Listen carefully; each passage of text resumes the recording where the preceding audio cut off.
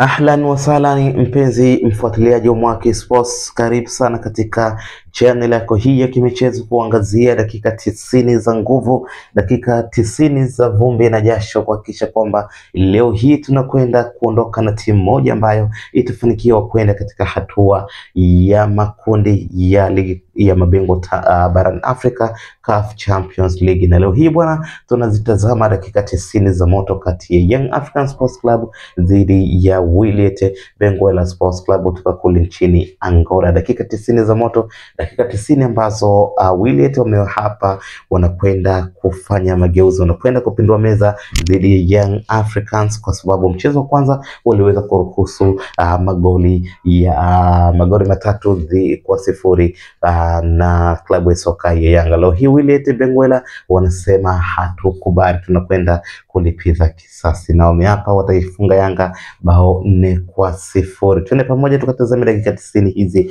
za moto, dakika 90 za nguvu kweli kweli, ligi ya mabingwa barani Afrika, ikiwa ni mchezo wa pili katika raundi ya kwanza ya michuano hii mikali kabisa. Nikusihi kama bado hujaungana nasi, hakikisha unabonyeza neno subscribe chini ya video hii, kisha bonyeza alama ya kengele ili usipitwe na uwe wa kwanza kupata zile updates mbalimbali za kimichezo zinazojiri nasi tunapokuwekea hapa bila uchoyo, bila kipingamizi chochote. Kisha unabonyeza neno subscribe, itakuwa umefanya vyema sana. Lakini pia bila kusahau kutufollow katika mitandao ya kijamii Instagram Mapro TV, lakini pia katika mitandao mbalimbali ya kijamii tunakuwa tukipatikana vyema kabisa. Hakikisha una drop comment yako uko wapi na unaitakia timu gani ushindi katika mechi ya leo. Je, Young Africans atatoboa leo hii dhidi ya Wiliete Benguela Sports Club kutoka kule nchini Angola, ama Wiliete wataweza kupindua meza kwa wababe wa ligi kuu Tanzania bara,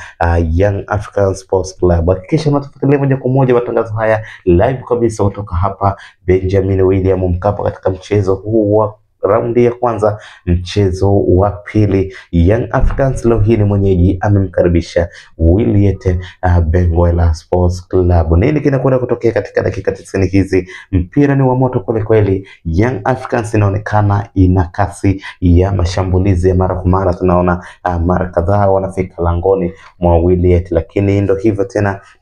Ukiangalia katika upande wa kati na mbele wa Wiliete, kama kuna nguvu zimepungua kweli kweli. Kwa hiyo hii inatoa tafsiri ya kwamba Young Africans kama watakuwa makini kutumia nafasi ambazo wanazipata, basi pengine leo hii Young Africans anaondoka na magoli mengi sana.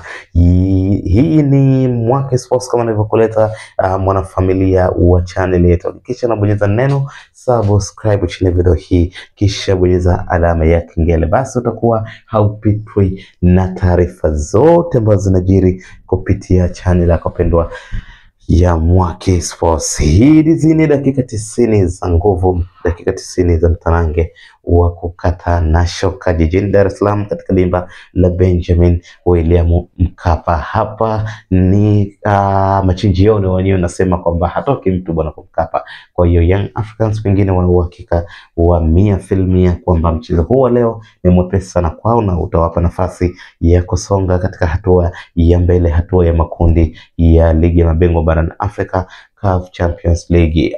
Wiliete Benguela si timu kubwa sana katika mashindano ya kimataifa, ni timu ndogo, lakini Young Africans ni timu ambayo ina ushindani mkubwa, lakini pia ni experience kubwa katika michezo ya kimataifa. Twende tukatazame pamoja dakika 90 nani ataondoka na ushindi. Tuko hapa, kisha subscribe, kisha una drop comment kwenye comment section, lakini pia kumbuka kushare.